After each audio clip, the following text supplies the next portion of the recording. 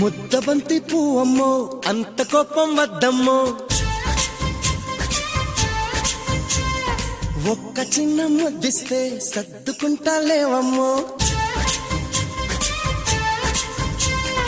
ముద్దబంతి పువ్వమ్మో అంత కోపం వద్దమ్మో, ఒక్క చిన్న ముద్దిస్తే సర్దుకుంటా లేవమ్మో.